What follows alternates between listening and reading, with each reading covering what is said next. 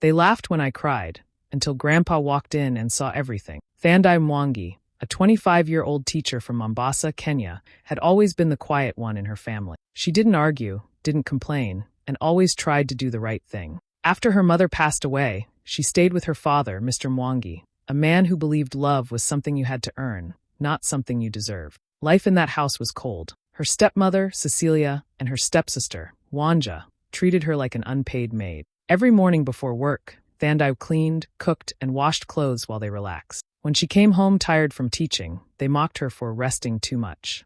They laughed at her simple clothes and made her eat alone, sometimes even locking food away, saying it was for visitors only. Thandai never fought back. She just smiled weakly and carried on, afraid of being called ungrateful. Her only light in the darkness was her grandfather, Baba Kamau, a retired judge who loved her deeply. He was the only person who ever asked how she really felt. But Cecilia made sure he never saw her pain. Whenever Baba planned to visit, she would send Thandai away, pretending it was for school activities. And when Baba called to check in, Cecilia always lied with a sweet smile. Thandai was doing fine. She's thriving. But Thandai wasn't thriving. She was breaking slowly, quietly. Every night she cried herself to sleep, wishing someone would notice.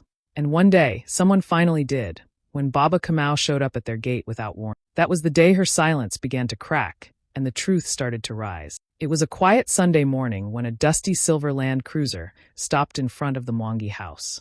The sound of its engine made everyone look up. Cecilia, who had been sipping tea on the porch, froze. Her face turned pale the moment she recognized the old man stepping out of the car. "Baba Kamau," she gasped, her voice trembling. Inside the compound, Thandai stood near the washing line, her hands wet with soap, a pile of clothes beside her. The moment she heard that familiar name, her heart skipped a beat. It had been more than 2 years since she last saw her grandfather, the only person who ever made her feel seen. Baba Kamau stepped out slowly, leaning on his wooden cane. His eyes, still sharp despite his age, swept across the yard. "Where's my granddaughter?" he asked firmly. Cecilia fumbled for words. Oh, she's gone to school," she said with a nervous smile, hoping he would believe her. But Baba Kamau wasn't a man easily fooled. He had spent decades reading faces in courtrooms, spotting lies before they were spoken. He noticed how her eyes darted toward the backyard. Without a word, he turned his gaze in that direction, and there she was.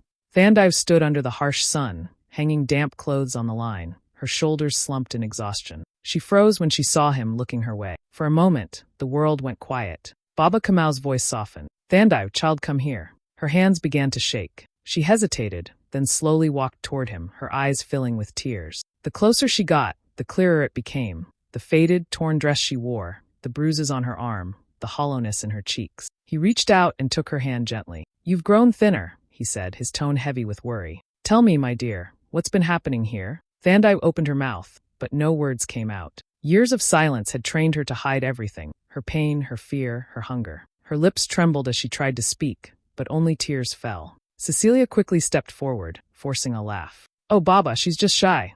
You know how emotional she can get. She's doing fine here. She's treated like my own daughter." But Baba Kamau didn't respond. His eyes stayed on Thandai, reading the truth written all over her face. He saw it in the way she avoided eye contact, in the way she flinched at Cecilia's voice, and in the quiet way she kept holding her breath. He had seen many forms of injustice in his life, thieves, liars, abusers, but nothing hurt more than seeing it inside his own family. In that moment, he said nothing more. He just placed a firm hand on Thandai's shoulder, as if to say, "You're safe now. I see you." Cecilia's smile faded. She knew the mask had cracked. The truth she'd hidden for years was standing right there, in the sunlight, between the judge and his granddaughter. That night, Baba Kamau refused to leave. Cecilia tried every excuse she could think of, saying the house was too small, that she hadn't prepared a guest room, even pretending to have a fever, but nothing worked. The old man simply smiled and said, "Don't worry, I'm comfortable anywhere." As the evening grew quiet, Baba Kamau moved slowly around the house, observing everything with the eyes of a man who had spent a lifetime reading truth between lines. He noticed the details others might miss. The pantry locked with a heavy padlock, the separate set of old, cracked plates that Thandai used, and the small corner of the living room where her belongings were stuffed into a torn bag. Each thing told a silent story of how she had been treated. At dinner, Cecilia tried to act warm and polite, forcing a smile as she served the food. "Thandai, serve your grandfather nicely," she said sweetly. Thandai obeyed quietly, but her hands trembled. Then, as she accidentally dropped a spoon, Wanja rolled her eyes and said with a smirk, "She's always clumsy." can't even hold a spoon right. That was the moment everything changed. Baba Kamau's hand came down hard on the table, a loud, sharp thud that made everyone jump. The plates rattled. The air froze. Enough! His voice wasn't loud, but it carried a power that shook the room. Cecilia looked stunned. Baba, please, He cut her off. His tone turned cold and slow. You have hidden cruelty behind politeness. Do you think I don't see? No one dared to move. The only sound was the ticking clock on the wall. Cecilia tried to speak again, her voice shaky. She's ungrateful, Baba. We've done everything for her, but she makes life difficult. But before she could finish, Baba Kamal leaned forward and asked one simple question that silenced the entire room. Then why does she tremble every time you speak? The words hung heavy in the air. Cecilia froze. Wanja looked down, and Thandai, who had held her tears for years, finally broke. She started to cry. Not the quiet tears she used to hide at night, but loud, shaking sobs that came from years of pain. Between her tears, the truth spilled out. She told him about the insults, the long nights without food, the way they made her sleep on the floor, the letters from him that they had stolen and hidden. Every word cracked open another layer of her silence. Baba Kamal sat there, his jaw tight, his fists clenched. He didn't interrupt once. He just listened, his eyes filled with fury and heartbreak. By the time Thandai finished, the table was silent again. Cecilia couldn't look at him. Wanja's hands shook. Baba Kamal slowly stood up, his voice calm but trembling with anger. I have seen injustice in the courts, he said. But tonight, I've seen it in my own family. And with that, the truth, buried for years, finally came into the light. The next morning, the house was unusually quiet. No one dared to speak loudly after what had happened the night before. Even the birds outside seemed to sense the tension in the air. Baba Kamal, calm but firm, asked everyone to gather in the living room after breakfast. His voice carried the weight of authority, the same voice that once commanded courtroom. Cecilia and Wanja sat nervously on the couch, pretending to be composed, while Thandai stood near the corner, her hands clasped tightly together. Her heart was racing, unsure what was about to happen. Baba Kamal adjusted his glasses and looked around the room. When your mother died, he began slowly, I promised her that all of you would be taken care of. It seems that promise was broken, and by the very people who should have protected her daughter. Cecilia's forced smile disappeared. Father, please, you're misunderstanding. He raised a hand sharply. No, he said. You've spoken enough lies for one lifetime. The air grew heavy. Even Wanja, who usually never stayed quiet, looked down at her lap, twisting her fingers nervously. Then Baba Kamal turned to Thandai. His expression softened, but his voice remained steady. Pack your things, child, he said gently. You're coming with me. For a moment, Thandai couldn't believe what she'd heard. Her eyes widened, tears threatening to fall. With you, really? She whispered. He nodded. Yes, child. You've suffered enough in this house. Cecilia immediately stood up, her tone desperate. But father, please. I need her here. She helps around the house. I can't manage everything alone. Baba Kamal's eyes turned cold as steel. You have servants, Cecilia, not slaves. And you've mistaken kindness for weakness for far too long. Cecilia's mouth opened, but no words came out. She sank back into the chair, her face pale with fear and shame. Thandai walked quietly to her small corner of the house, where her few belongings were packed in an old torn bag. She touched the worn fabric, memories flooding back. Nights of crying herself to sleep, mornings of being called lazy, years of hiding her pain. But this time, the tears that fell were not from sorrow, they were from relief. As she zipped the bag and stepped out, Baba Kamal stood by the door waiting. She walked toward him, her heart pounding, the sunlight from outside spilling across the floor like a new beginning. Without looking back, she stepped into the car beside her grandfather. For the first time in years, she felt air that wasn't heavy, air that smelled like freedom. Inside the house, Cecilia's eyes filled with regret and fear. For the first time, she realized the quiet girl she had crushed for years was finally walking away,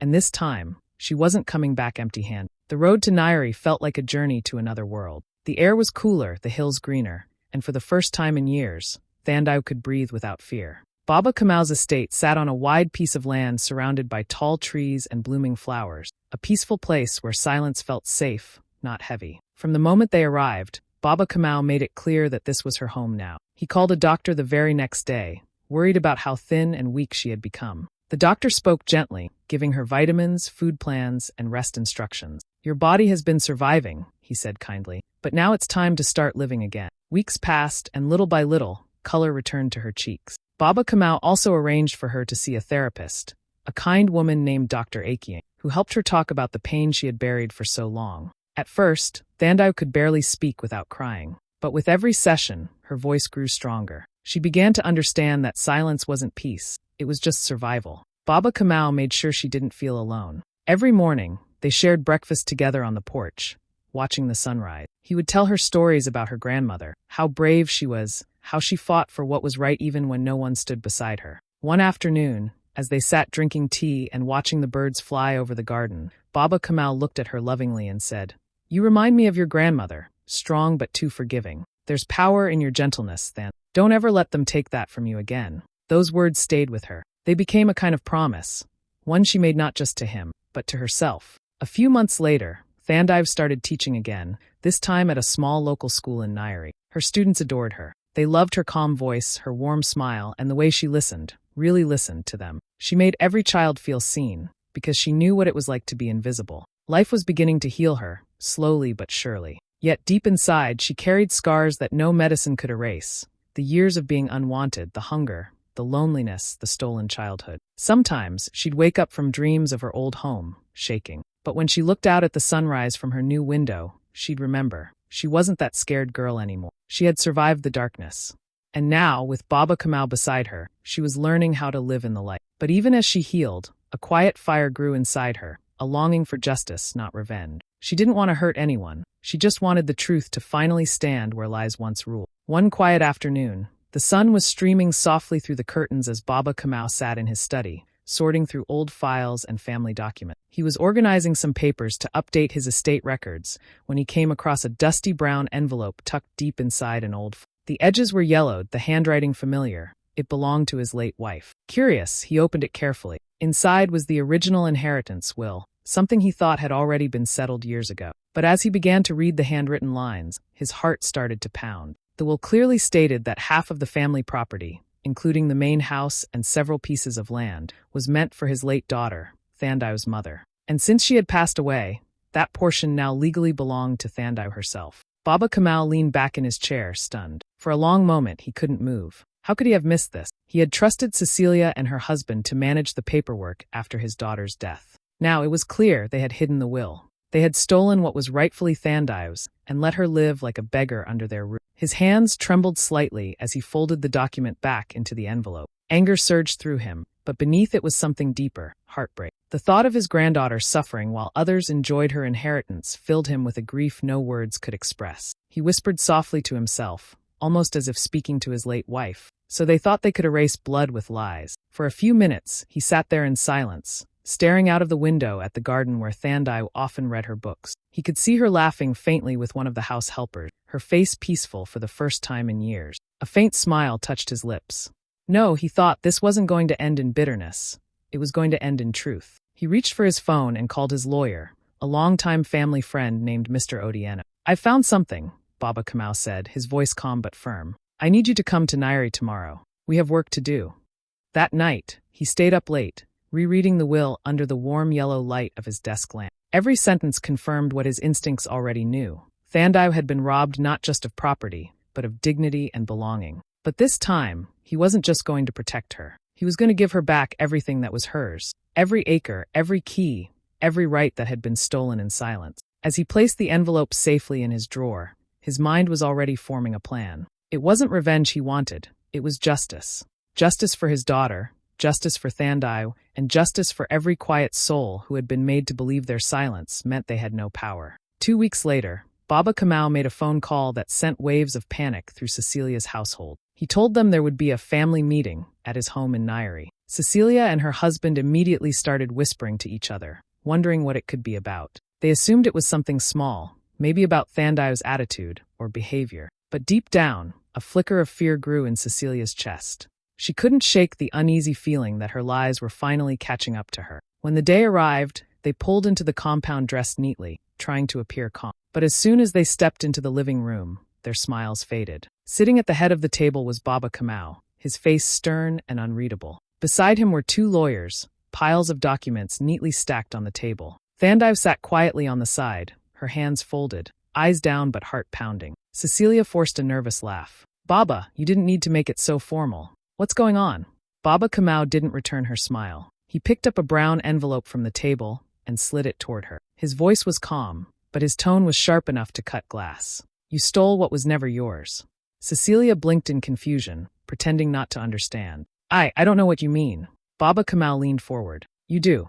This, he said, tapping the envelope, is your late mother-in-law's will, the original one. It states that half the family property belongs to my late daughter, and by law, it now belongs to Thandai. Cecilia's husband shifted uncomfortably in his seat. We didn't know.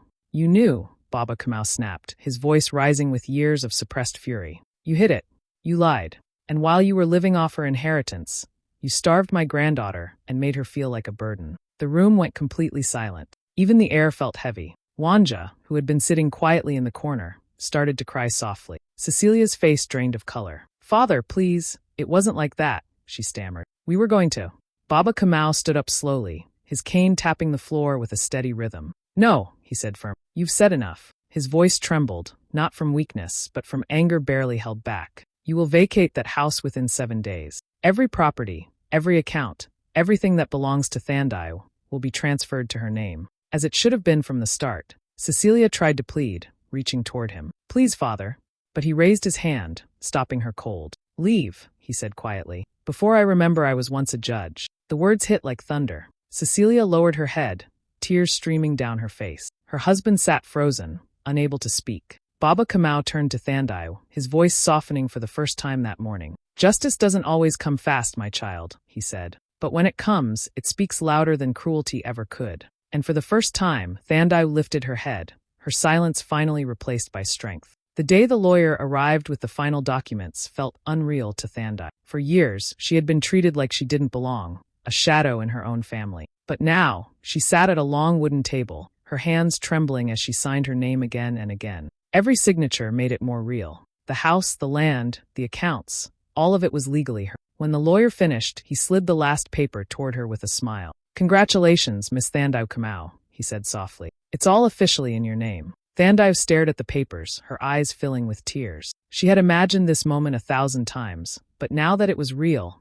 it didn't feel like victory. It felt like freedom. She turned to Baba Kamau, who sat beside her, his eyes calm and proud. Her voice broke as she whispered, Grandpa, thank you. He smiled gently, reaching over to pat her hand. No, my child, he said. Thank you for surviving long enough to see justice. Many give up before it comes. Thandai couldn't hold back her tears. She leaned over and hugged him tightly. For the first time in years, she felt safe, not because of money or property, but because someone had finally stood up for her. Across town, Cecilia and her family were packing their belongings in silence.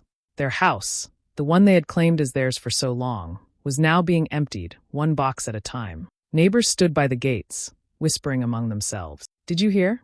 The property wasn't even theirs. They took everything from that poor girl, and now look. Karma finally came knocking. Cecilia kept her head down, ignoring the stares. Shame burned through her like fire. Her husband muttered under his breath about unfair treatment, but even he knew there was no defense left. Back at the estate, Thandai walked through the front yard, the evening sun painting the sky gold. The same house where she had once been shouted at and made to sleep hungry now felt completely different. Every wall seemed to breathe again. The air was lighter. Baba Kamau joined her on the porch, his cane tapping softly against the wooden floor. How does it feel? Thandai smiled faintly. Peaceful, she said. Not happy, just peaceful. He nodded. That's what real justice feels like. It doesn't shout, it restores. She looked out at the wide garden, remembering her mother's laughter, her grandmother's kindness, and all the years she'd been silenced. But not anymore. The pain didn't disappear overnight, yet it no longer defined her. As the sun dipped behind the hills, Thandai whispered to herself, This is for all the days I thought I wouldn't make it. And in that moment, she finally believed she was free. Months passed quietly after everything settled. Thandai had built a new rhythm in her life, teaching during the week, gardening on weekends, and sharing peaceful evenings with Baba Kamau on the porch. The days no longer felt heavy. Then one afternoon, the gate creaked open. It was Wanja. She looked nothing like the proud girl Thandai once knew. Her clothes were plain, her face thinner, her eyes soft with regret. She stood by the doorway, clutching her hands nervously. Thandai, she said in a trembling voice, I came to say I'm sorry. Thandai froze for a moment. The memories hit her like waves, the insults, the cold stares, the laughter when she cried. For a second, she almost shut the door. But something inside her, maybe strength, maybe peace, made her stay. Come in, she said quietly. Wanja stepped in, her eyes darting around the house. Everything looked brighter, warmer than she remembered. The smell of fresh bread filled the air. Thandai poured tea into 2 cups and placed one in front of her. Wanja's voice broke as she spoke again. I didn't understand how cruel we were. I thought we were right. I thought you didn't belong. But after everything happened, I saw the truth. Thandai listened, silent and calm. There was no anger left, just distance.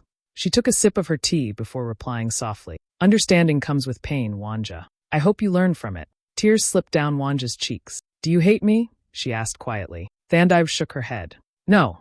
Hate would mean I still carry you with me. I just don't want to go back there. The room was quiet for a long moment. Outside, the birds sang softly in the garden. Wanja nodded, wiping her tears. She stood up slowly. I understand, she whispered. Thank you for not closing the door. Thandai walked her to the gate. As Wanja disappeared down the path, she felt a strange calm settle over her. She hadn't forgiven, not yet. But she had let go. Some wounds didn't need revenge. Some only needed silence and the strength to move forward. A year later, the world felt quieter. The morning sun rose gently over the hills of Nairi, and a soft breeze moved through the trees outside Baba Kamau's home. That was the day he took his final breath, peacefully in his sleep, with Thandai holding his hand. The news spread quickly. At his funeral, people from the village, former students, and even strangers came to pay their respects. He had been more than a man. He was a symbol of justice, strength, and compassion. Thandai stood before the crowd, her black dress fluttering in the wind, her eyes full of tears yet steady with pride. Her voice trembled as she spoke, but every word carried weight. He taught me that silence is not weakness. It's waiting for truth to rise. There wasn't a dry eye in the crowd. Even those who once doubted her stood quietly, heads bowed, as the young woman who had once been invisible now spoke with unshakable grace. Months later, Thandai turned her grief into purpose. With the inheritance her grandfather had restored to her, she founded the Kamau Foundation, an organization dedicated to helping mistreated children, widows, and anyone silenced by family abuse. The day of the launch was bright and hopeful. Banners waved in the wind, and dozens of people gathered to hear her story. Standing on stage, Thandai smiled softly through tears and said, They hid my pain from him, but in the end he saw, and made sure the world saw too. Her speech went viral online. Thousands across Africa shared her words, telling their own stories of pain, survival, and courage. Because sometimes love doesn't whisper, it roars through justice. And Thandai's roar was heard across generations.